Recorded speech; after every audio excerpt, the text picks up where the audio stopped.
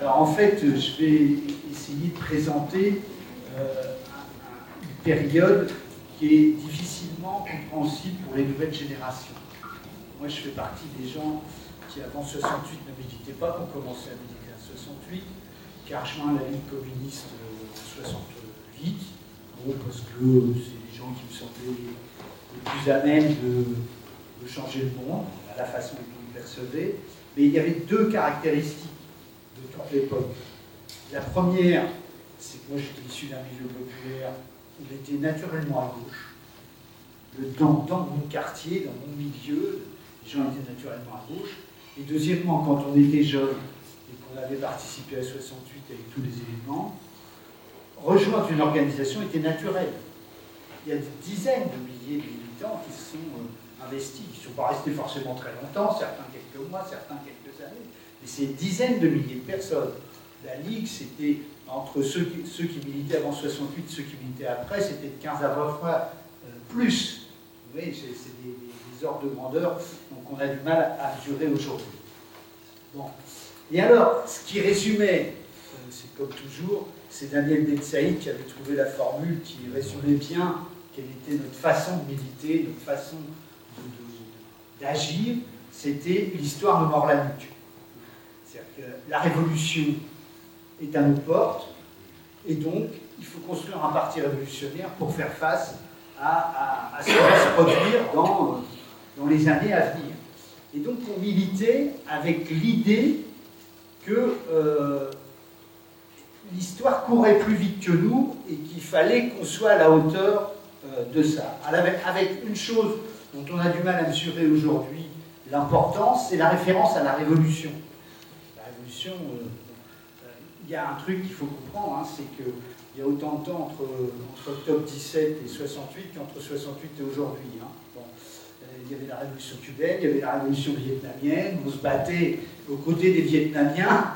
Donc pour la révolution, c'était quelque chose d'immédiat, qui existait encore, et auquel, jusqu'en 74, au moment du Portugal, qui était le dernier, en fait, grand moment de... Puis après, Nicaragua, encore. Donc là, on parlait de la révolution. Voilà.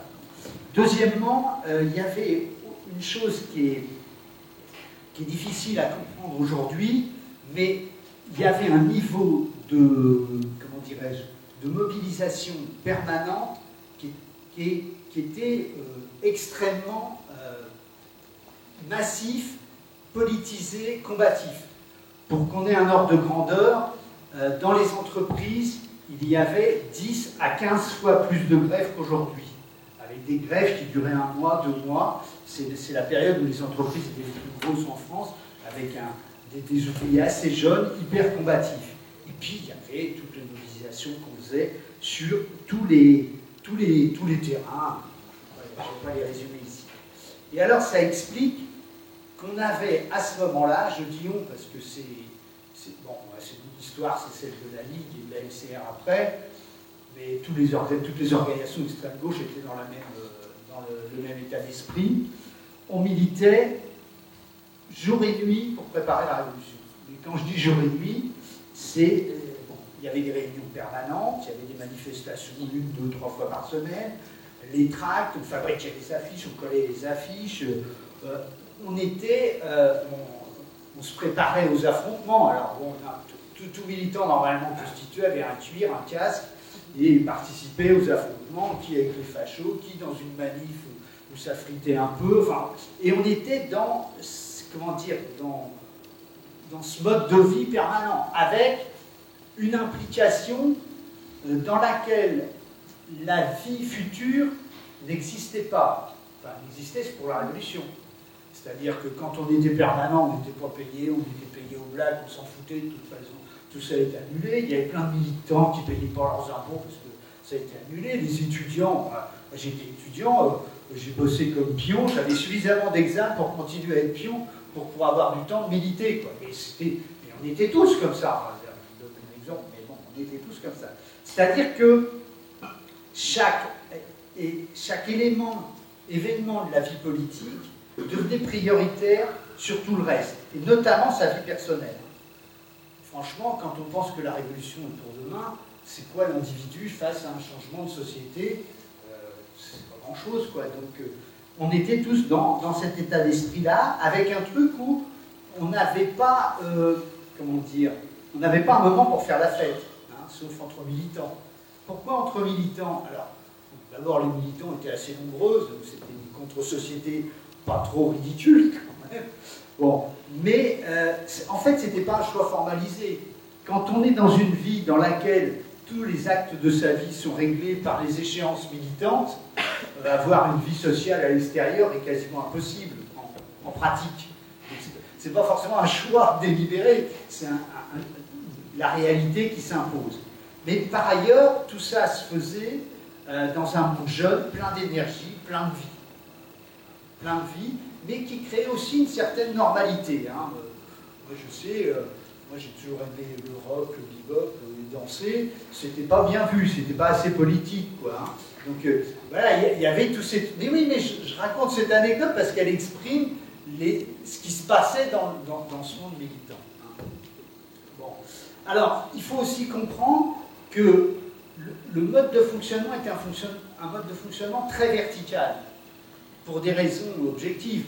Par exemple, aujourd'hui, tout le monde est informé en temps réel. À l'époque, il n'y a pas Internet, mais la plupart d'entre nous, même pas le téléphone fixe. Hein. Et donc les informations, elles viennent, les médias, c'est les médias contrôlés par le gouvernement, donc on n'a pas confiance. Donc les informations viennent par la presse, elles viennent par les circulaires internes, mais elles viennent par en haut. C'est-à-dire que le mode d'information, de politisation, d'intégration d'informations, il est vertical, il est centralisé. Bon. Autre chose, il y a l'idée du respect du centralisme démocratique. C'est pareil, ça paraît exotique tout ça aujourd'hui, mais l'idée qu'on débat le plus librement possible jusqu'à temps qu'on prenne une décision, une fois qu'on a pris la décision, tout le monde l'applique, était quelque chose qui était normal. C'est-à-dire que l'appartenance au groupe était telle que l'idée que je vais faire aujourd'hui, dire ce que je pense sur une série de sujets, n'existait pas. On avait une expression d'agir dans un collectif et on respectait ce cadre collectif. Alors, le tout dans une organisation démocratique. Hein. La Ligue et la LCR avec le PSU étaient les seules organisations vraiment démocratiques où il y avait comment dirais-je, une ouverture d'esprit, une ouverture dans les débats, et une possibilité, des tendances pour le meilleur et pour le pire, mais une vraie possibilité d'influer un peu sur l'orientation politique, et y compris quand on regarde sur une vingtaine d'années, 20-25 ans, le centre de gravité de la direction de la Ligue a changé. C'est pas resté les mêmes qui, en permanence, ont structuré cette organisation. Avec un système de sélection des militants. Au début et jusqu'au milieu des années 70, quand on adhérait, on était stagiaire. C'est-à-dire qu'on n'avait pas payé de cotisation, militer comme les autres, mais les votes qu'on avait n'étaient pas valides. Enfin, c'était des votes informatifs. Pour ceux qui ne rentraient pas directement, il y avait effectivement les cercles euros, enfin, il y avait plusieurs comités.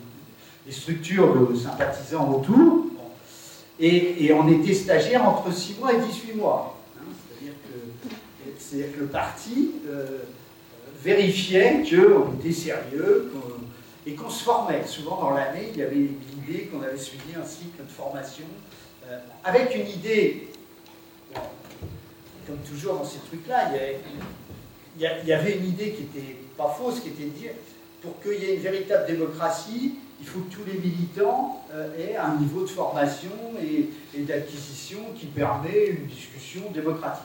Ça, c'est pas complètement faux. Le petit problème, c'est que, au moins dans la Ligue, et ça je ne connais pas les autres organisations, puisque moi je suis resté dans ce courant jusqu'à aujourd'hui, au sens large, je dirais, il y avait un vrai élitisme dans les débats. C'est-à-dire qu'à la fois, il n'y avait pas de structure du style de lutte ouvrière où on forme les gens pour qu'ils rentrent dans un moule. Bon, il n'y avait pas ça. Mais du coup, chacun se débrouillait pour exister politiquement. Et moi, j'ai toujours senti qu'il y avait un vrai élitisme. Alors, d'abord parce que c'était beaucoup de de jeunes étudiants, d'intellectuels, pour certains très brillants. Mais il y a aussi quelque chose d'autre là-dedans. Il y a quand même l'idée du parti d'avant-garde, qui est le parti qui est l'instrument pour faire la révolution et qui guide la révolution. Et la sensation d'appartenir à un groupe comme ça, ça donne la sensation de faire partie d'une élite, hein, d'un groupe dans la société qui a un rôle historique, comme on disait à l'époque, bon, mais qui a un rôle où on fait partie d'un groupe qui a une place spécifique et on se percevait comme ça, on était fiers. Bon. Et avec même, enfin bon, je pourrais citer d'autres anecdotes, mais y compris dans les boulots entreprises et tout, il y avait des militants qui avaient du mal à faire adhérer ou faire intégrer des gens qui n'estimaient pas être dignes d'être dans ce parti. Vous voyez ce que je veux dire? Il y a un truc qui était très très fort. Alors, moi je suis convaincu que tout ça a duré jusque...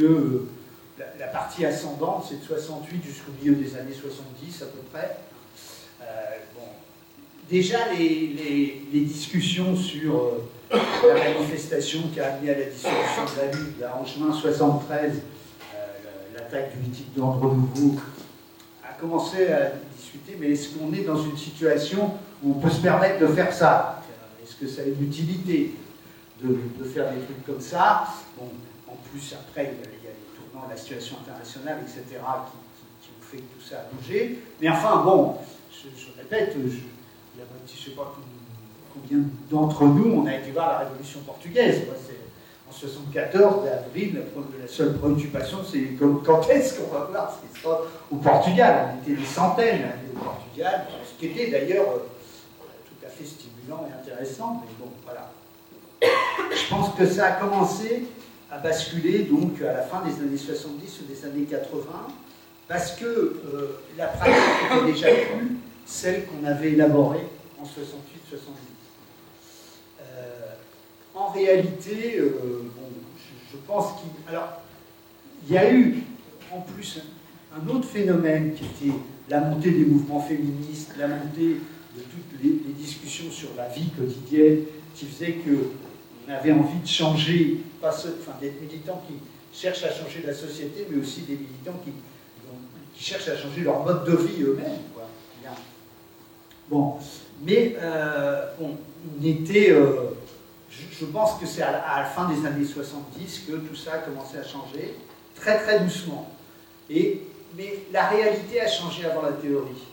C'est-à-dire que le mode de fonctionnement réel de l'organisation, la façon dont les militants s'impliquaient, la façon dont tout ça vivait, correspondait plus à la théorie, et la théorie s'est petit à petit alignée sur le réel, ce qui montre que la Ligue n'était pas une secte par ailleurs, et n'a jamais été, de ce point de vue-là, qu'elle a toujours été capable, malgré tout ça, de réagir avec le réel. Alors, je n'ai peut-être pas le temps parce que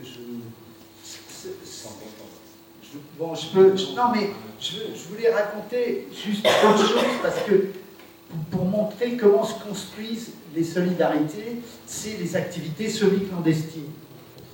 Parce que dans notre vision du monde, on avait envie de changer la société et qu'il fallait donc être à même d'avoir des structures militantes susceptibles d'être efficaces. Bon. Moi, dans ce cadre-là, j'ai été pendant une dizaine d'années un des membres de l'équipe qui a fait le boulot antimilitariste. Le boulot antimilitariste a commencé au milieu des années 70, notamment après le mouvement contre la loi Debré en 73 dans les lycées et les facs. Et c'était une activité où, en fait,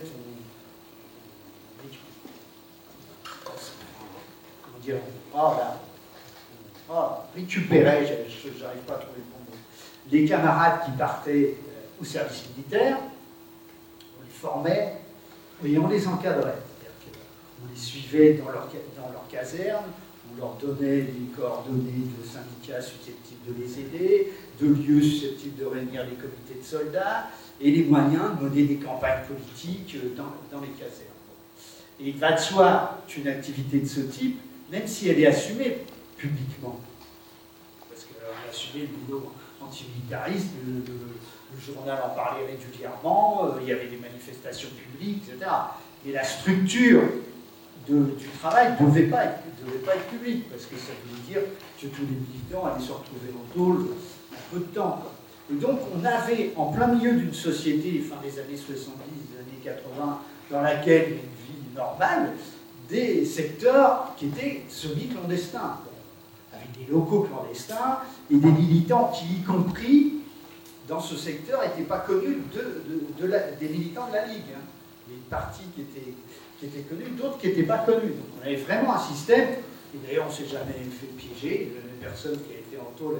Mais ce que ça fabrique comme type de solidarité, c'est un truc que j'ai jamais retrouvé, paradoxalement. Parce qu'il faut qu'il y ait un mode de confiance dans toutes celles et tous ceux qui sont impliqués là-dedans. Je dis celles parce qu'on avait cherché à ce que la structure soit une structure mixte, justement, et qui fabriquait un mode de relation basé sur une confiance absolue. Quand on donne un rendez-vous, on sait que la personne va être à l'heure. Quand on prend tel risque, on sait qu'on peut s'appuyer sur telle ou telle autre personne. Il n'y aura pas de problème. Et ça fabrique ça, quelque chose qui est extrêmement, extrêmement puissant. Alors, pour conclure, parce que je suis convaincu, tout ça est terminé depuis disons, la fin des années 80, que la grande évolution pour tourner sur la conception du parti d'avant-garde et puis prendre en compte ce qui s'est passé avec le néolibéralisme, l'adaptation du Parti socialiste au néolibéralisme, l'écroulement du Parti communiste, et donc trouver une autre aspiration. On a mis 15 ou 20 ans à nous retourner sur l'idée, on change d'époque, il faut changer de parti, il faut changer de programme. C'est pour ça qu'on a lancé le NPA. Là encore, pour le meilleur et pour le pire, avec une série d'erreurs qui nous ont coûté cher, mais on s'est dit qu'il fallait sortir de ça. Hein. Et quand on a lancé le NPA, on a fait vraiment table rase. On a fait un choix radical. On a dissous, on a acheté les archives, enfin voilà, on a cherché réellement à changer. Je pense que, comment dire, la Fondation a montré qu'il y avait une aspiration à ça. Mais ce que je veux dire par là, c'est pour ça que je voulais parler de ça, c'est que nous, quand on a lancé le NPA, on a changé les conceptions militantes. On ne voulait plus, on ne faisait pas adhérer des gens qui étaient des militants révolutionnaires 24 heures sur 24. On avait des systèmes qui étaient ouverts, des systèmes qui permettaient à chacune et chacun de prendre la place qu'il pouvait prendre. Voilà, on était une volonté d'ouverture absolument majeure. Le congrès de fondation de l'NPA, de ce point de vue-là, était quelque chose de totalement nouveau, avec cette volonté d'ouverture s'exprimer. Le problème, c'est que on a cherché à changer, mais la pesanteur d'une organisation, c'est un truc très lourd. Il y a des organisations qui peuvent survivre pendant 20 ans sans avoir aucune fonction politique. Parce que le système et le groupe, mais oui, parce que le groupe mis en place, il continue à exister, il continue à penser que ça a été ses références, etc. Bon. Et dans le NPA, ça a pesé, comme ça pèse d'ailleurs, à mon avis, dans plein d'endroits, parce que notre génération, elle est en train de disparaître au sens physique du terme, mais elle a marqué des gens, elle a formé des gens, elle a structuré des organisations, voilà, qui continue, tout ça continue à avoir un effet. Bon. Et je crois que la volonté, c'est important, quand on milite, on pense qu'il faut avoir la volonté de faire quelque chose, bon, mais ça ne suffit pas. Ça ne suffit pas. Parce que quand il y a des difficultés, nous on l'a vu au sein du NPA, ce n'est pas l'objet d'expliquer toutes ces difficultés. Quand il y a des difficultés, ben, qu'est-ce qui revient? C'est les réflexes, les habitudes. Hein. Quand il y a un problème, ceux qui animent, ceux qui cherchent à faire, ben, ils ont des habitudes et ils font en fonction de leurs habitudes. De ce point de vue-là, je pense que pour que les choses changent en profondeur, il est indispensable qu'elle s'appuie sur des pratiques sociales nouvelles, des pratiques qui font que des milliers de personnes, dans leur militantisme, dans leur insertion dans la société, dans leur façon de se battre, aient d'autres pratiques. On l'a vu avec Plus debout, mais c'est encore pas suffisamment puissant pour que ça change. Alors, bon, pour conclure en 3 mots, moi je reste persuadé que dans la société capitaliste telle qu'elle est, néolibérale, il n'y a pas d'autre solution pour que les subalternes, les exploités, les opprimés, enfin tous ceux qui sont en bas, puissent être une force sociale susceptible de créer un monde dans lequel ce soit elles et eux qui dirigent. Il faut une organisation, parce que le système il est conçu autour d'une domination économique, de fonctions étatiques qui verrouillent l'ensemble du mode de domination capitaliste. Et si on veut faire sauter ça, il n'y a que l'unification de ceux d'en bas autour d'un projet. Il faut qu'il y ait un projet. Et du coup, ça ne peut pas se passer en dehors d'organisation. Ça ne peut pas être des partis d'avant-garde comme on les a conçus dans ces années 70, mais ça ne peut pas être rien. Donc, il faut continuer à chercher à construire d'organisation efficace. Il me semble qu'il y a 2 critères qu'il faut garder, comment dirais-je, comme élément décisif dans cette affaire-là. C'est en quoi militer dans une organisation, c'est utile pour influer sur le cours réel de ce qui se passe dans la société, pour influer dans les évolutions politiques de l'ensemble de la société. Et deuxièmement, et c'est un phénomène qui existe, comment dirais-je, pas un phénomène, c'est un aspect qui n'est pas suffisamment traité. Deuxièmement, en quoi militer permet à chacune et chacun d'être des individus meilleurs à tout point de vue. C'est-à-dire en quoi le fait d'être dans une structure collective nous rend plus efficaces, plus intelligents, plus ouverts vers l'autre. Ce n'est pas toujours le cas des organisations, et c'est, à mon avis, une des questions qu'il faut réellement traiter. C'est en quoi une organisation elle permet ça, tout en étant utile à l'extérieur. Voilà. Merci.